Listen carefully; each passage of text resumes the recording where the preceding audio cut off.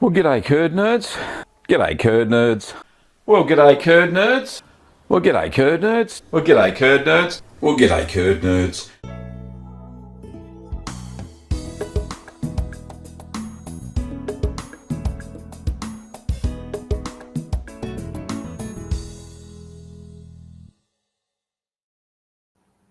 Well, g'day curd nerds and welcome to an Ask the Cheeseman.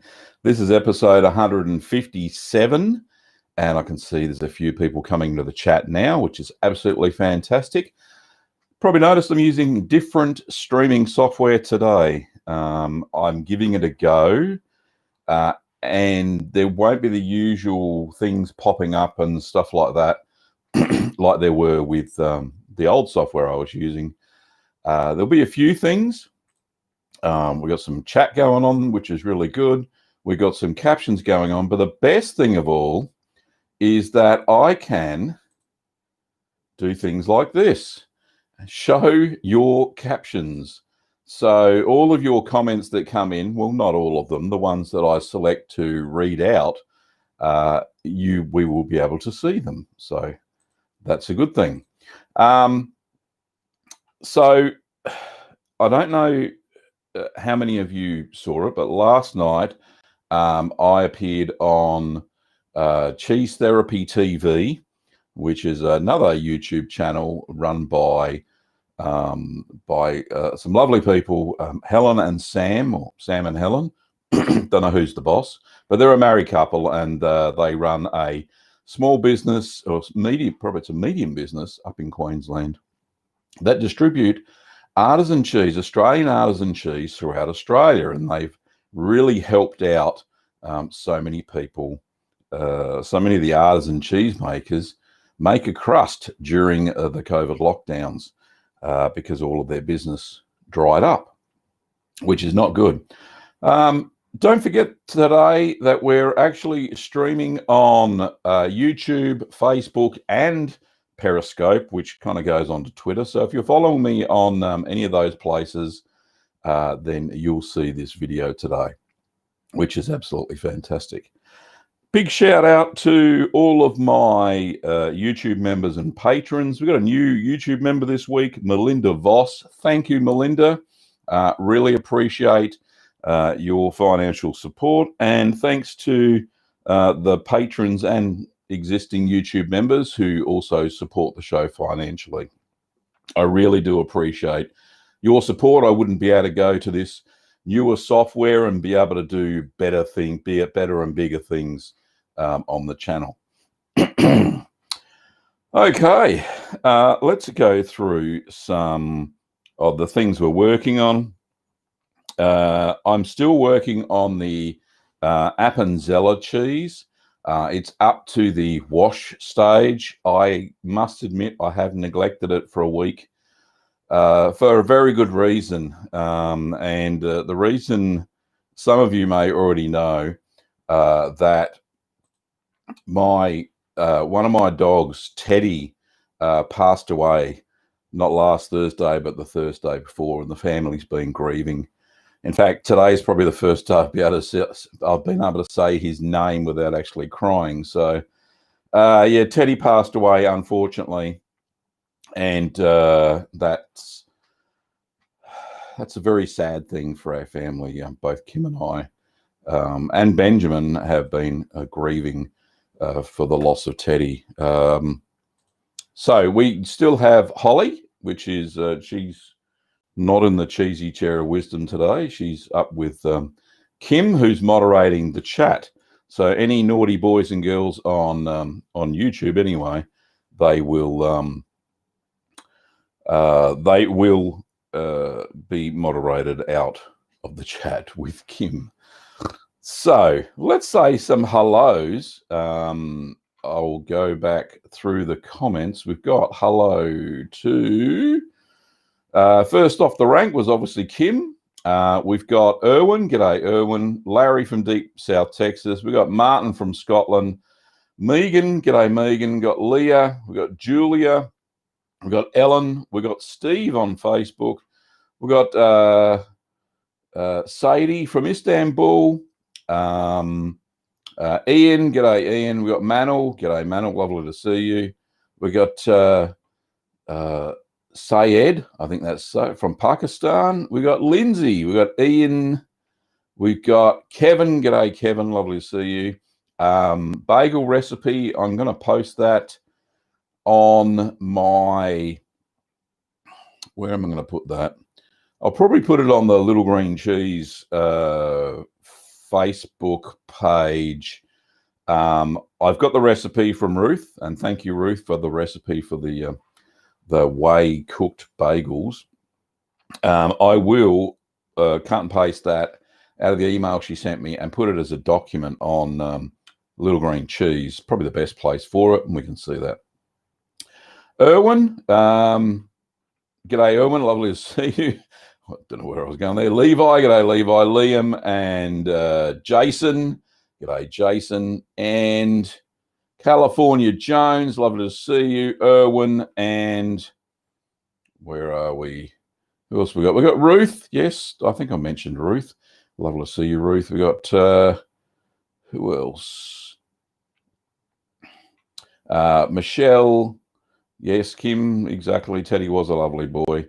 Rob and Jason and Judy Mack and Jim. Lovely to see you all.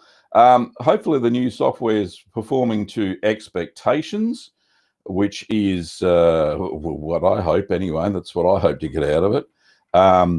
So, yeah, you'll see that in whichever channel you're watching, you'll see comments from the alternate platforms that the show is streaming on. So hopefully that's all working out, and you'll see in YouTube, I think it says Restream Bot, and it reposts Facebook comments and Twitter comments and vice versa over on Facebook. So very cool. So reaching out to lots more people. We've got 52 people currently on the chat. And what else? Let's see. I think that's about all I wanted to say up front before we start. Let's get to some of the questions. Let's have a look what we've got. Unfortunately, I can't show on the screen any questions people have asked before the show started. So if you did make a question, if you did have a question, then you're going to have to repeat yourself. So first question for the day is from Manal. And Manal says, when I make a half cheddar recipe, can I age 1 month and 15 days, or should it still be 3 months of aging? Well, good question, Manal. The smaller the cheese, the quicker it ripens. So yes, you could possibly get away with that. Look, I still would mature a cheddar for a minimum of 3 months, no less than that. You just won't get the flavor profile, no matter how small the cheese actually is. But a rule of thumb is the smaller the cheese, the quicker it ripens, which is case in point when you look at things like small camembert, small blue cheeses, and very small cheddars. In fact, I remember when I made the stir-curd cheddar with the milk that I got from Made by a Cow, that sponsored video, it was I think it was 5 liters of milk for that stir-curd cheddar, and that did actually ripen a little bit quicker. So yeah, I think you'll probably be okay with that. Okay. Lindsay says, g'day Gavin, I'm making another Leerdama and cultured butter today. Well done, Lindsay. Hope that all turns out all right. Where are we? This question from Jason says, sup, buddy? I think that means what's up. I've tried making cheese and totally suck at it. I continue watching because your work amazes me. Badass, bud. Very cool. Thank you, Jason. But persevere, mate. Really do. Give it another go. Don't be shy. Yeah, just keep trying for sure. Okay. What's the next question? Lots of people are saying that Teddy will be missed indeed. He was a wee bonny lad, all the way. Well, he wasn't from Scotland, but his breed's from Scotland. So, yeah, it's very cool. Got a question from Judy, and Judy says, "Good morning from sunny Mackay, which is in far north Queensland in Australia." She says, "Where I put my curds in an ice bath yesterday to keep them at 30 degrees. It certainly is hot in Mackay. I can attest to that. I've been there. It is quite a warm part of Australia, so very cool that you're improvising to make your cheese work." Kevin has just made an apricot infused Wensleydale, and it looks and smells amazing. Well done. I would love to see a picture of that, Kevin. If you send that through to the email address, just go to the About tab of the channel on YouTube, and you will see an email address that you'll be able to send photos to. So please do that, Kevin. That would be great. We have a question from Albie, and Albie's on YouTube. Says, "Hello, Gavin. I want to start a cheese business. Can help with that, and what I need and how to go about it." Unfortunately, I can't help you there, mate. I'm a home cheese maker who has made many, many cheeses. I do not have a cheese business. I have a cheese kit supply and equipment business, which is totally different about what you're asking for. But the good thing is, next week, in next week's stream, using the software that I'm using here, we will be able to have a guest. So we are going to have Sam and Helen on from Cheese Therapy, and that is a fantastic question to ask them. They have a retail business where they take cheese from artisan cheesemakers and send it to customers, retail customers all around Australia. So if they have any insight into how the artisan cheesemakers set up their business, I'm sure they will be able to answer that question. So tune in next week and ask your question then. But very good one, Albie, to start with. Next question is from Smith, and Smith says, "Will you make a mozzarella stick recipe video?" Maybe, probably not, because all you have to do with the mozzarella, the quick mozzarella that I make, is roll it into a tube, and you should be good to go. So there's your stringy cheese sticks. Those cheese sticks are actually, I've seen them made in a video, they're actually extruded. So they make the big batch of normal traditional sort of mozzarella, the low moisture cow's milk version. So not traditional. Traditional's made with buffalo's milk. And they extrude it through a machine that just pushes out one big continuous long cheese stick, and it just slices them at the appropriate moment with a big chopper thing. That's how they make it in the commercial world. Very difficult to make it unless you just make a traditional mozzarella and a cow's milk mozzarella and just roll it and have a little tube and then give it to your kids. They can string them all they want. So there you go. A question from Sadie says, "You were thinking of doing online advanced cheese making courses. Any news on this?" I have given it some thought. I've got the beginners one, which has 9 cheeses that you can make, and you can go over to courses.littleringworkshops.com.au for that, and go to the Curd Nerd Academy.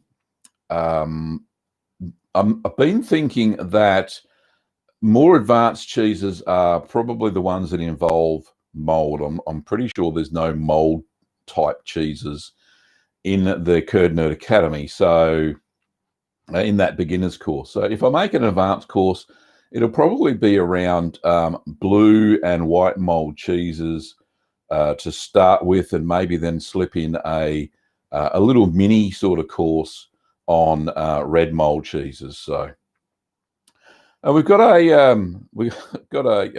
super chat from California Jones. I'll just kill the light. California says, if I can find it all the way down here. There it is. Let's show that. Is the light gone off? Yes. Just getting used to this. It's all a little bit more manual than what I'm used to. California says, the other night I was making cheese and was distracted by a sporting event. I realized after the curds were set that I'd forgotten to add the cultures and toss the curds. But is there any use for uncultured curds? Good question, California. It depends on the type of milk you used. If you used raw milk, then you could have kept on going and you would have made a superb cheese. Because remember, with raw milk, the lactic bacteria are all still present in the milk, and you would have had no issues making a cheese. In fact, that's how they did it for thousands of years. If it was pasteurized milk, then yeah, you would have had a bit of an issue. The milk probably wouldn't have tasted. But what you would have had is, if you have looked up my squeaky cheese curds video, you could have continued on with the process and made squeaky cheese curds. And then with those curds, even though they didn't have any culture, if it had set, a nice firm curd set, you could have continued on and done that.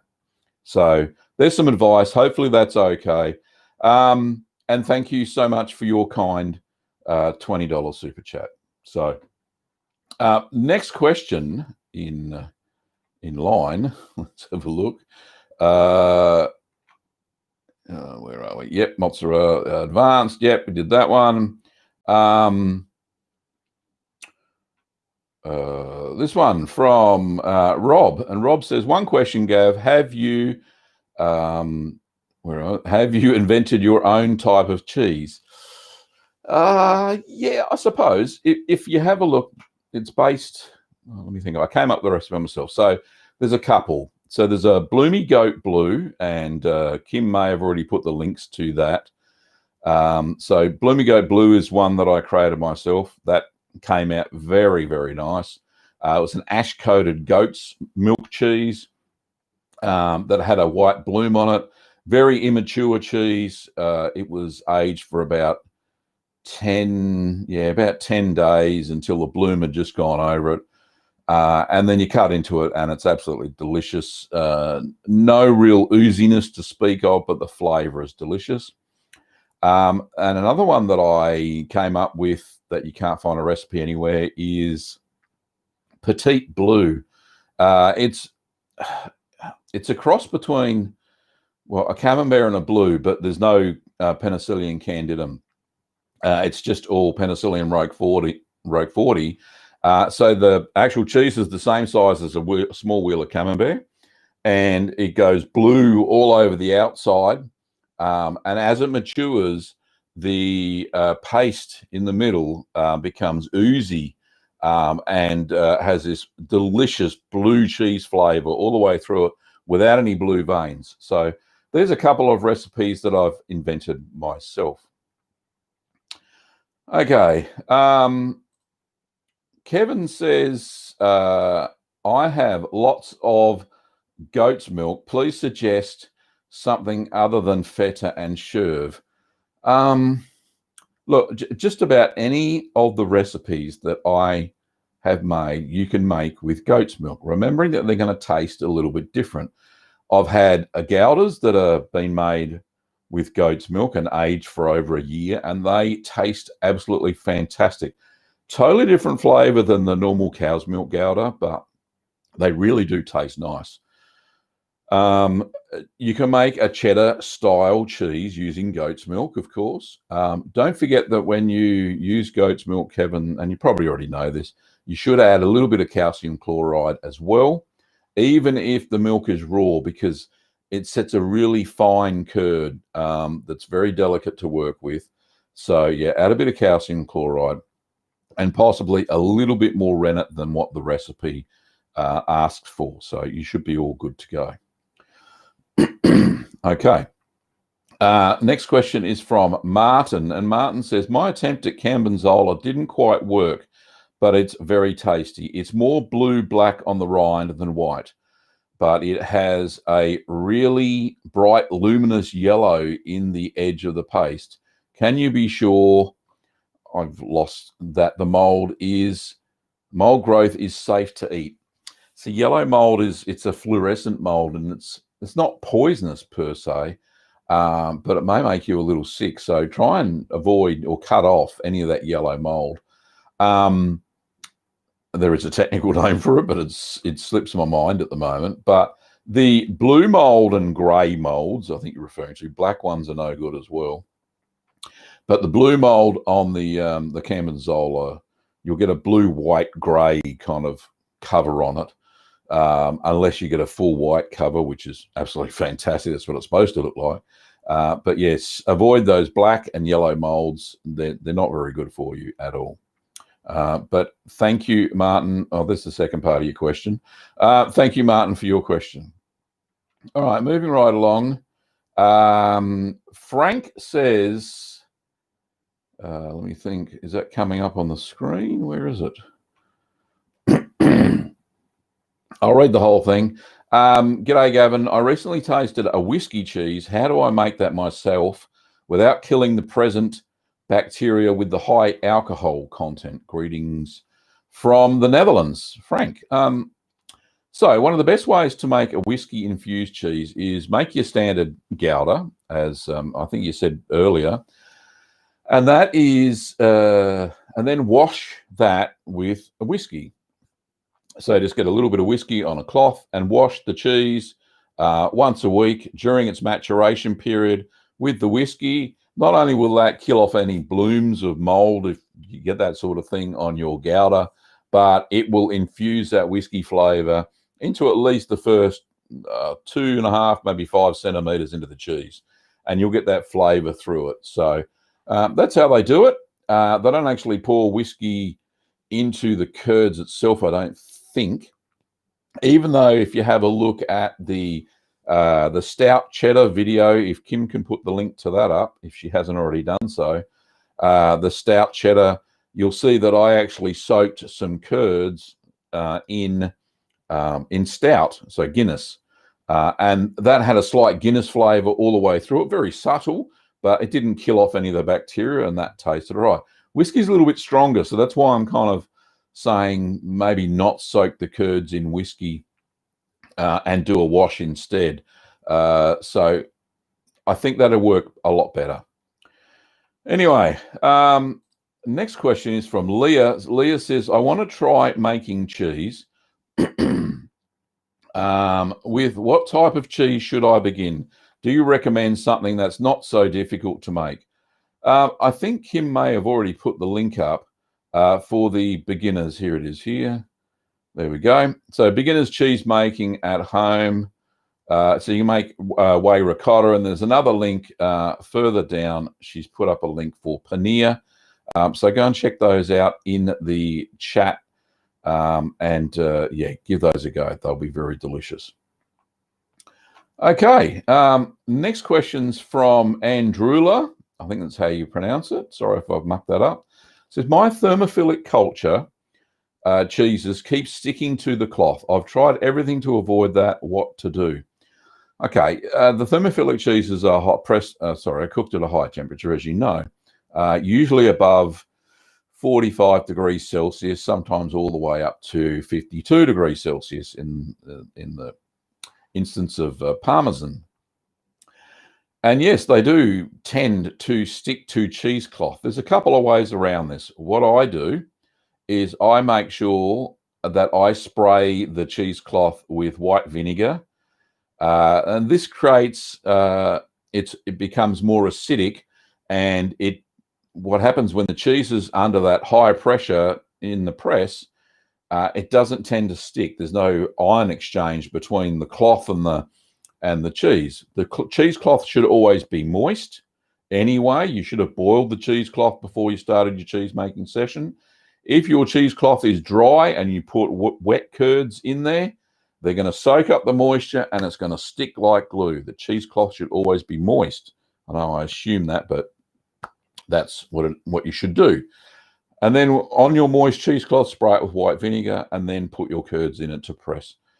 There are other methods. There are plastic disposable cheesecloths that they have now. I don't stock them because I'm into more reuse of your cheese making equipment. I try to get as many uses out of it as possible. But there are certainly cheesecloths that are disposable that you can buy from other cheese making suppliers.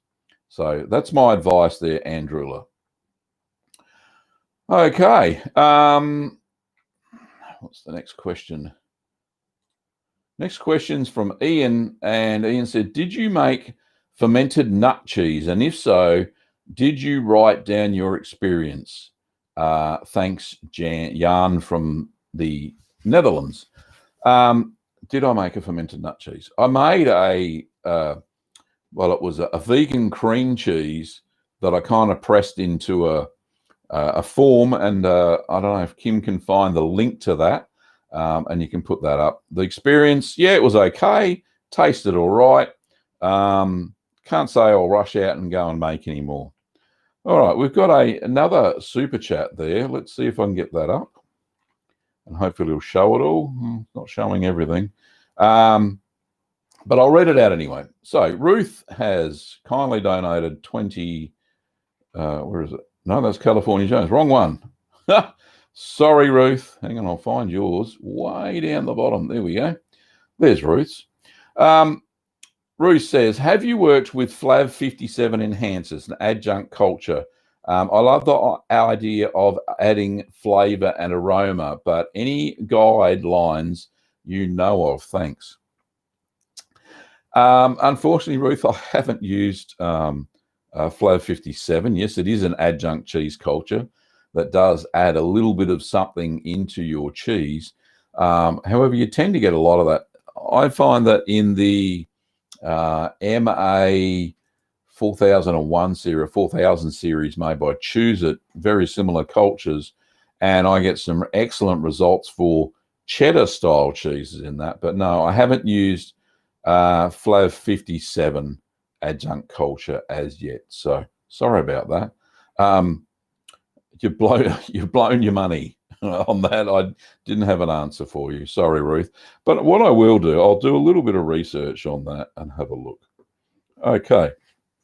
Flav 57. And get back to you next week. Okay. So let's go back. I know I'm way behind on these questions. Let's have a look. Right. So, yep, I found where I'm up to. Here's a question from Mickey's Cheese Cabin. It says, greetings from Montreal, Canada. I wanted to say thanks for getting me going with making cheese. You're welcome, Mickey. But you need to practice saying Butterkäse. Well, hopefully I said that okay. Lol. Question, vegetable rennet versus animal rennet, your thoughts? Look, the purists will say that animal rennet is absolutely, you have to use it. I find that vegetable rennet or fermented Cheeseman is exactly what I use. I've never had any issues with it. If there's been any bitterness in the cheese, which some people say that can occur with vegetable rennet, it's usually not that. It's usually an issue with not enough salt that I haven't added. So yeah, anyway, so that's my thoughts. Look, if you're into the ethical thing, which I am personally, I don't use animal rennet for that reason. Although I do use lipase, which is gathered from calves as well. So I'm kind of a hypocrite, I suppose, when it comes to that sort of stuff. But no, I don't use animal rennet. And animal rennet actually does go off a lot quicker. You can use the vegetable rennet or vegetarian rennet, the fermented stuff that lasts a lot longer, 3 times as long as what the animal rennet does. The animal rennet tends to diminish its use, its strength with age very quickly. Anyway, another question. This one's from Judy Mack, and Judy Mack says, made your Wallace and Gromit Wensleydale yesterday. When the temperature got to 37 degrees, how do I go leaving on the bench for 2 days? Yeah, so that's a bit of a problem. So the rule of thumb is with air drying is the surface of the cheese should be touch dry and shouldn't be weeping any more way. So if you can achieve that in a lot quicker temperature, then see if you can do that. Try and find the coolest place in your house. It may be a cupboard. It may be an air-conditioned room that is always cooler than anywhere else. But 37 degrees, you'll find that the cheese will start to sweat oils and fats out of the cheese, especially at that high temperature. Look, if worst comes to worst, air dry it in the kitchen fridge. If that's what you need to do, it'll definitely slow down the process, but there's not much you can do about it. I hope that helps, Judy. Okay. Another question. This one's from Paul, and Paul says, "Hi Gavin, sorry for your loss. I opened a 5 to 6 month old double Gloucester, which was fantastic. I vac packed half, but a few weeks later, I took it out, and now it has a slightly acidic tinge to it. Any ideas?" No, not really, because if it was good the first time round, you shouldn't have had too many problems with it second time round. What I normally do, once I've got a cheese to how I want it, any bits that I don't eat or give away, I'll vacuum pack those and put them into the kitchen fridge, not into the back in the cheese cave. So put them in the kitchen fridge, and you certainly find that stops the aging, or slows it right down, and your flavor of that cheese will remain the same as what it was when you first cut it. If you put it back into the cheese cave, it's going to mature longer because it's lost its integrity of the rind that was there in the first place. You may find that some of the whey seeps out as well, and that can add to that slightly acidic flavor. So I hope that helps, Paul. Next question is from Jason, and Jason says, have you ever used acid whey from yogurt to make brines? Would it even work? No, it probably wouldn't. It's too acidic. If you're going to use whey for a brine, it's best to use cheeses, semi-hard and hard cheeses that haven't been set using acid or lactic bacteria like cream cheese. The way you get off that, it's really acidic. So use those what's known as sweet whey, which is from semi-hard and hard style cheeses, if you're going to use whey for brine at all. So that'll work. Burak says, hey Gavin, can I combine cow's milk with goat's milk whilst making feta cheese? Indeed you can. In fact, on Cyprus, halloumi has only been made, and I know it's a different cheese than feta. Halloumi was always traditionally made with either sheep or goats, or a combination of sheep and goats, depending on what part of the island they were on.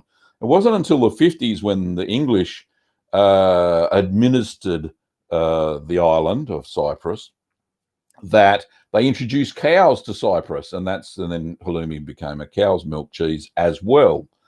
And local Cypriots did a combination of cow, goat, and all that sort of stuff.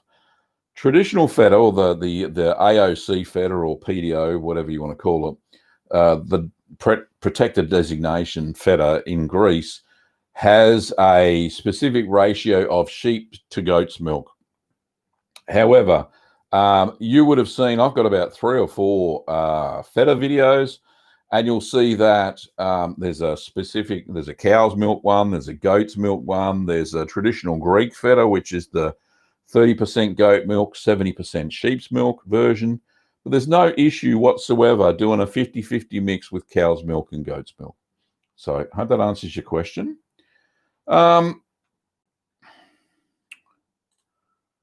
Kevin's got a question that says, do you sell Ruth Ambron Boys Book Second Edition? That's the 200 Easy Cheeses, I think, as everywhere in Canada is out of print. Yep, it's out of print here in Australia as well. We can't get our hands on it, Kevin, unfortunately. Let's have a look. There we go. Debbie says, good morning, Gavin. Thanks for amazing my question on cheese therapy last night. I think might be answering. I'm currently making your Wensleydale cheese. I'll let you know how it goes. Yes, indeed. And that is a great segue into the gallery. So let's see if I can get this to work. All right, there's the gallery there. Let's click this button here. Oh, there's half the gallery. Let's go full screen gallery. There we go. And I'll get rid of that, hide the message. There we go. All righty. So this is welcome to the gallery. There's no music or anything like that. Hopefully you can still hear me. And I'm just in the background there. Let's have a look. So the first picture is, let me see if I can put my little head there. There I am. This is all working well. So it's there I am. So there's a picture of Chris B, who sent in this lovely kafili that he made. No pictures on our end. No pictures? No, there wasn't even a picture of Teddy either. Oh, it's just not working then.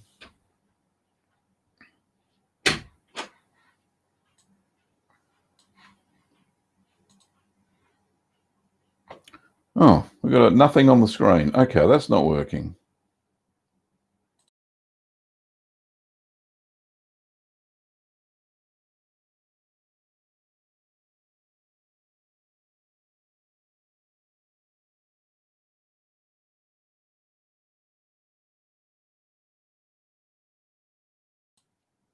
Is that working now? Let's have a look. Sorry, it's a bit of mucking around.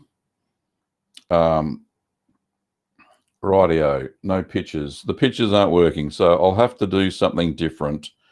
Oh, we can see the pictures now. And now we can't. And now it's off. Question is, Kim, now I put the pictures up.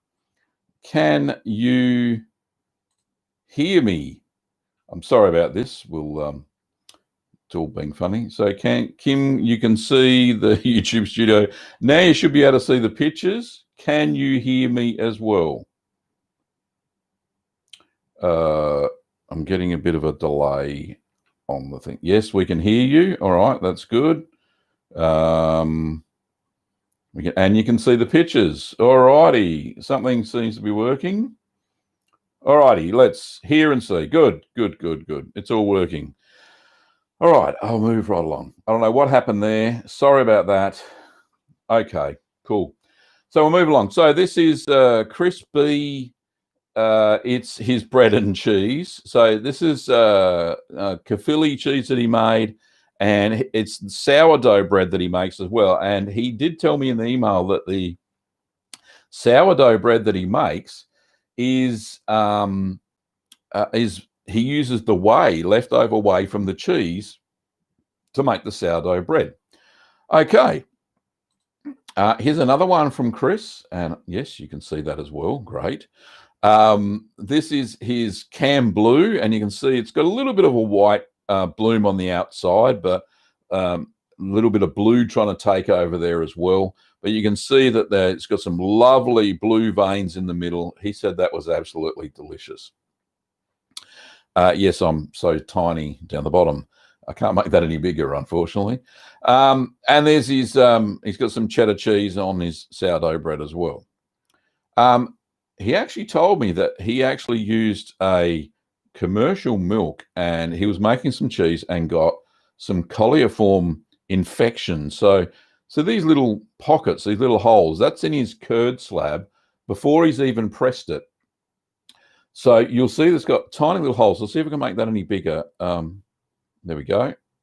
So you can see all these little pock marks. If you ever get this, in your cheese, just the curd itself, then you should really throw it away. I wouldn't eat it. It's an infection.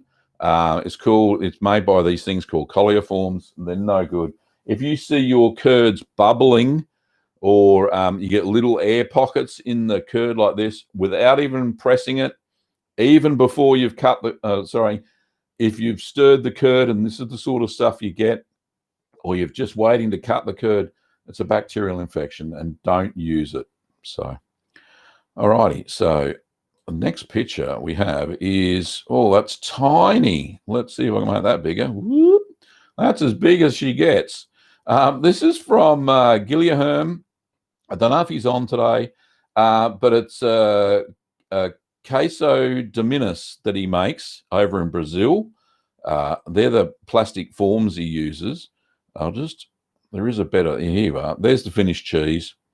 So that's the cheese he makes. He's actually sent me the recipe, so I will be making this in the near future.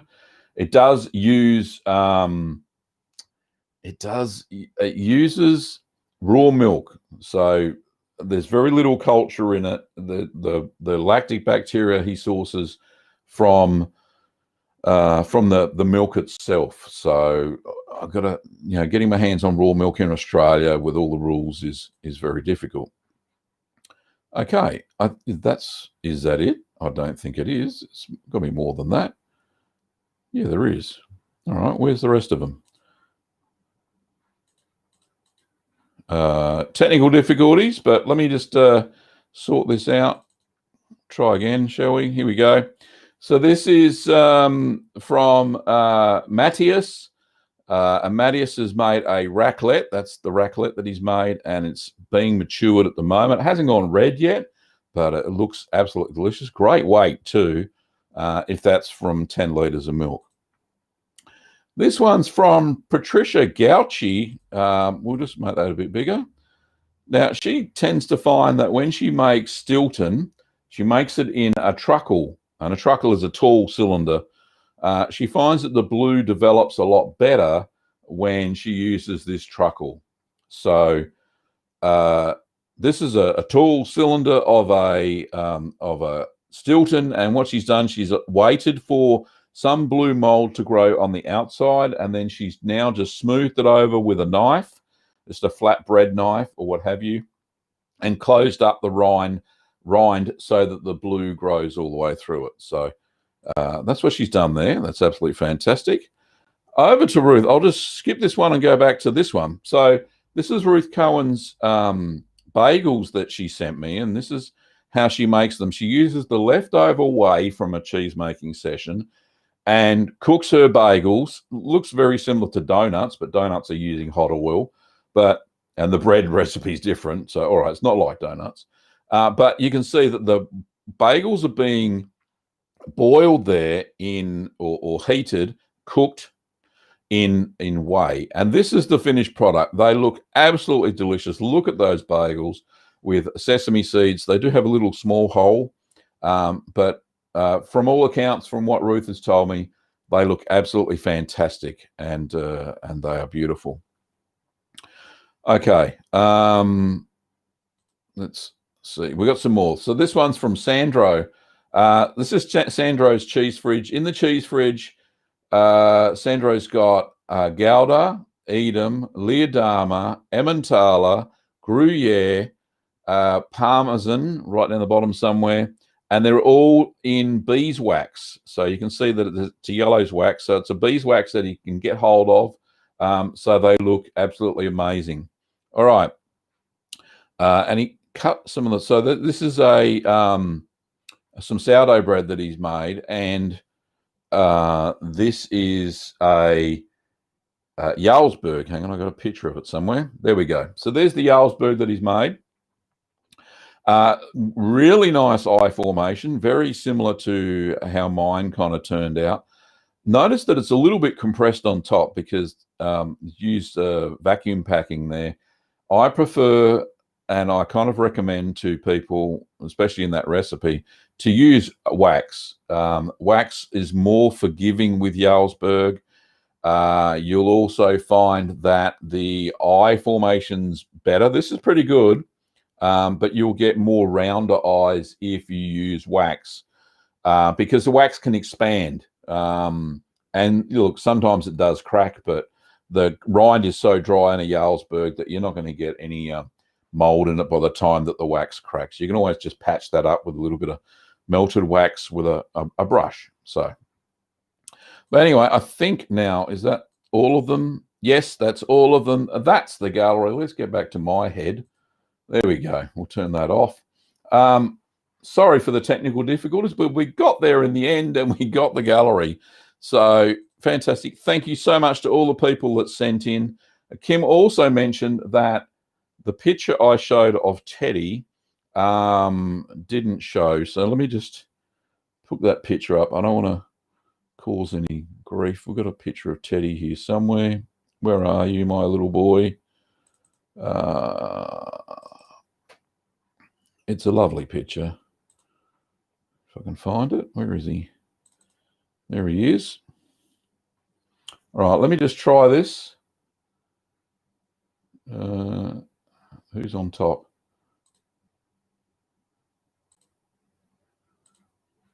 Doesn't seem to be. Oh, that's because I'm maximized. Right, now, hopefully. Oh, this is so confusing. There we go. Hopefully that works. Let's have a look. So there's a picture of Teddy. Hopefully that's coming through on the stream. That's the little boy, the little wee Scottish boy that we lost. But yeah, it's very sad, and yeah, Holly misses him a lot. So he was one of my cheese taste testing dogs.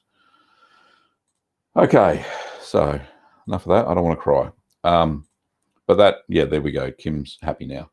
All right, let's get into some more questions. We've got, 13 minutes. Let's see where I can get to. Sorry about that. I will find. Now, like I said at the start, I probably won't get to all the questions. If you've got an urgent one, then totally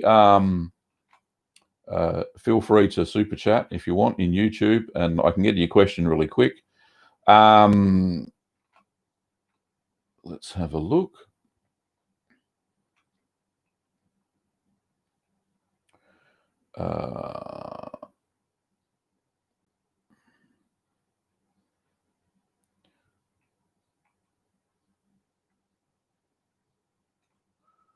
Sorry about this. I didn't mean to do some dead air then. I'm just trying to find a question.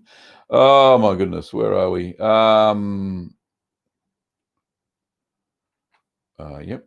Kim's right. So there's a question that we've answered. Right. Yeah. Right. I'm up to the right spot. Sorry about that. There's just so many questions. I'm just trying to find. Right. Here we go. This one's from Michelle. Lovely to see you on the chat, Michelle. I've just purchased some cheese materials and ingredients this week. I'm very nervous to start, and the heating of the milk scares me. I can hold the temperature. There's no more question. That's it. Look, what you can do, and a lot of people are starting to do this, and I'm going to do a video on it very soon, is use a thing called a sous vide. And a sous vide is just an immersion wand. Don't put the sous vide in the milk. Put it in water, and then put your pot of milk into the water. What this does, you can set it on a constant temperature, and it will bring the milk up to that temperature. It's a little bit slow in getting the temperature, you know, it works on a heat exchange between the water and the pot, and so consequently the milk. But what you can do, if you have trouble keeping the milk at the right temperature, just bring it up to temperature normally on the stove. Make sure you don't go above the temperature. If you do, let it cool down, and then put it into the water bath with the sous vide wand set at the right temperature. It may cost you a little bit more money to get the sous vide, but it's worth it in the end. A lot of home cheese makers swear by it. So, yeah, totally try that. Okay. Another question from Liga from Facebook says, good morning. Why my cheeses doesn't melt? They all look like halloumi when fried. Yeah, so this has to do with how the cheese is aged and whether it's a high temperature cheese and whether how much acid the cheese has within it as well. So as you know, as you may know, pasta filata cheeses, which are stretch curd cheeses, melt no problems at all. So you won't have any trouble with that. But if the cheeses are too acidic, then they will not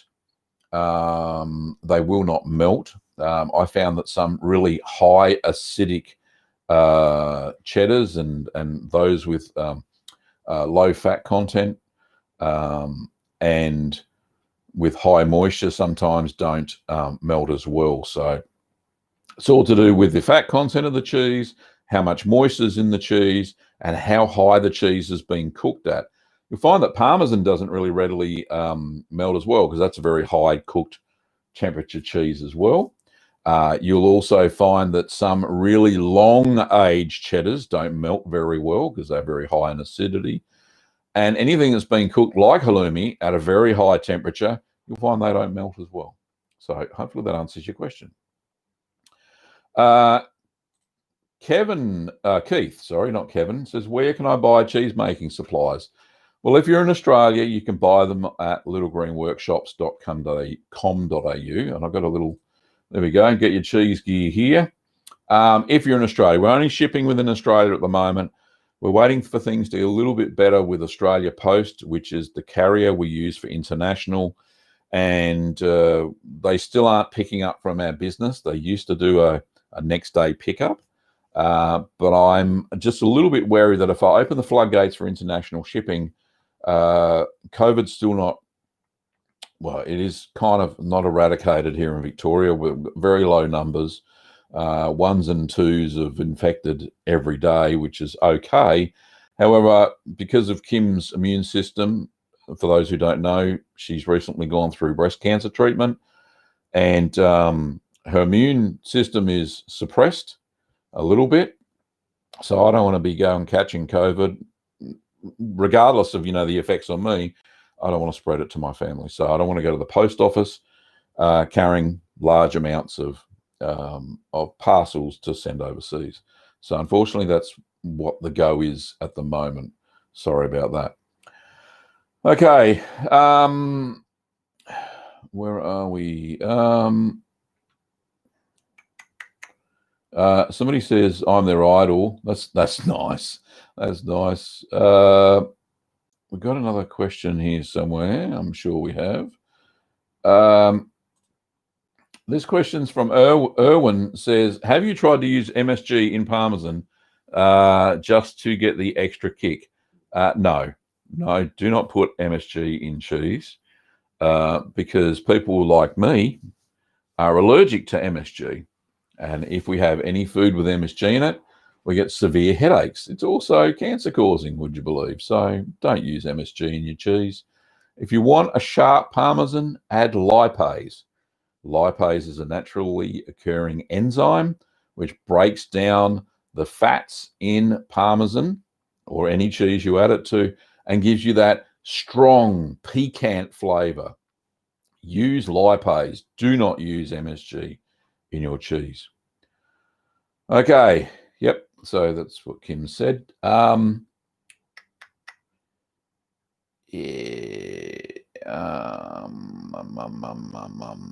Next question. Let me have a look. Trying to find it.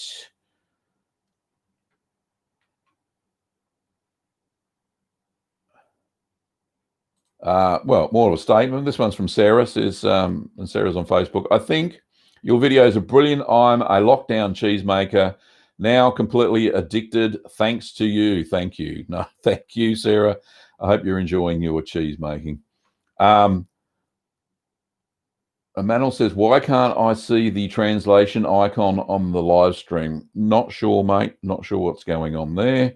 It should be, if you're on YouTube, you shouldn't, the auto translate should be there unless YouTube are having some issues. Okay. Let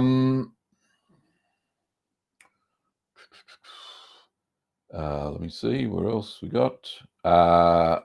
And a question from Munch. Munch says, "Hi Gavin, what are some cheeses to make that will be nice to eat in, say, a week's time?" In a week? Ooh. Oh, any of the soft cheeses, they're all fantastic. They're ready to eat straight away, basically. One that you could probably mature for a week, there's a recipe that I've got, and Kim, if you can find it's for Queso Fresco.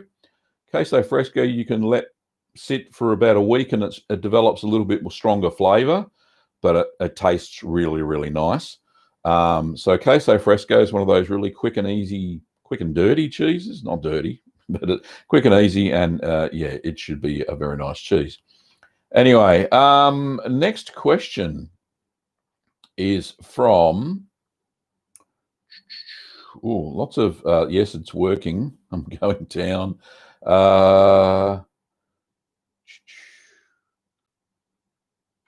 Right, Ruth's got an observation, which is very good. Ruth says, "I learned the hard way. Don't make sourdough and cheese on the same way. I got infection that way." That is a good tip, Ruth. The wild yeast in sourdough or any bread making using yeast, if you make it in the very same vicinity as you are the cheese at the same time, you have a higher risk of yeast infection in the milk. And sometimes you can get bubbles like that in the cheese, like I showed from Chris's photo. So now you've said that, Ruth, it kind of lends me to think that maybe that was a yeast infection, not coliform. So you're probably quite right on that. And you are 100% right about don't make bread at the same time you make cheese.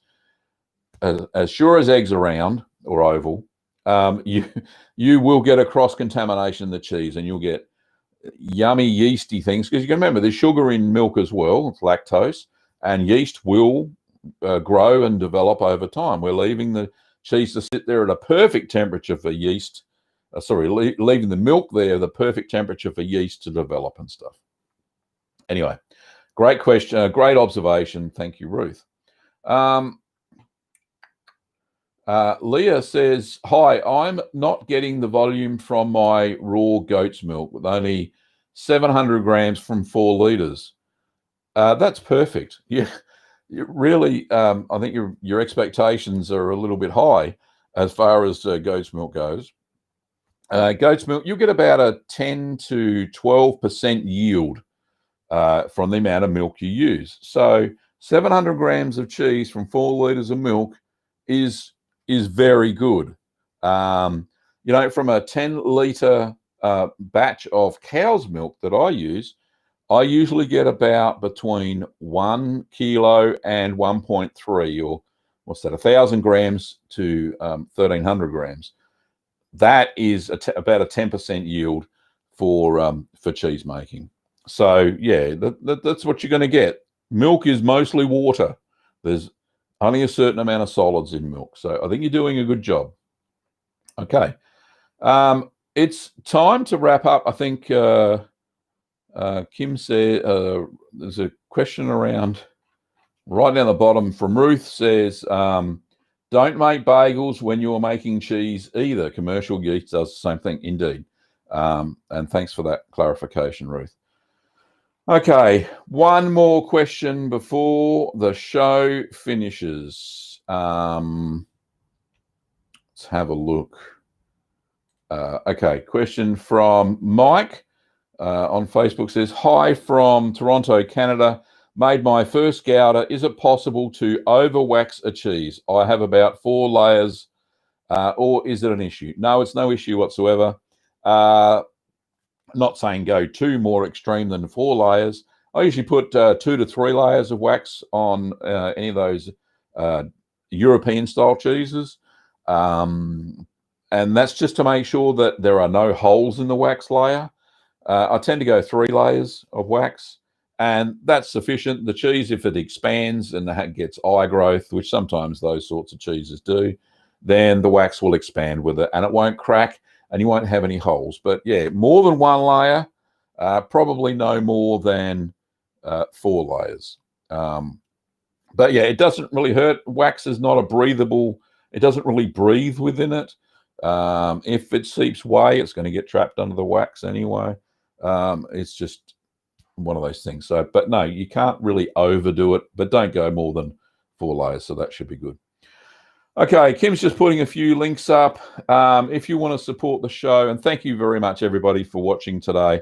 It's been absolutely fantastic. It says on my little thing here, on all platforms, we've got 123 people watching, which is blown my expectations. Obviously, the software is doing the right thing for me, streaming to all these multiple platforms. So I'm really enjoying that.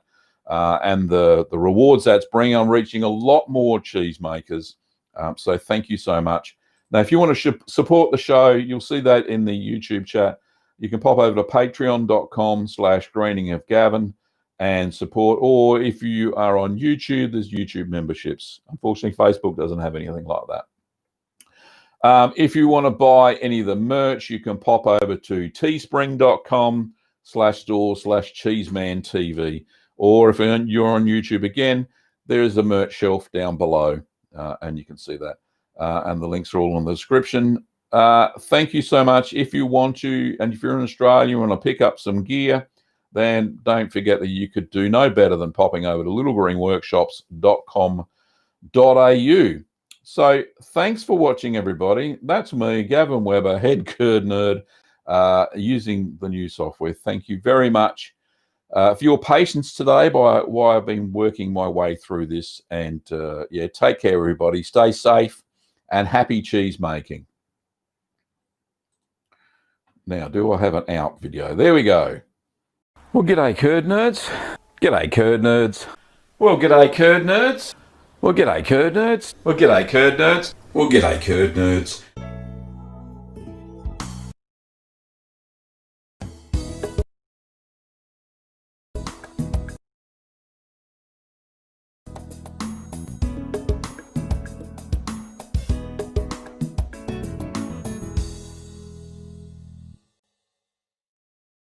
There were some issues, but see you later. See you next week. Same time. Don't forget, next week, I hope people haven't gone yet, but next week we're going to have Sam and Helen on for cheese therapy. I'll start promoting that during the week, and I'll put up the link to all the platforms so you can click the little reminder button to be reminded about that show. But I'm going to bring some guests in sometimes now that I can do that, which is absolutely great.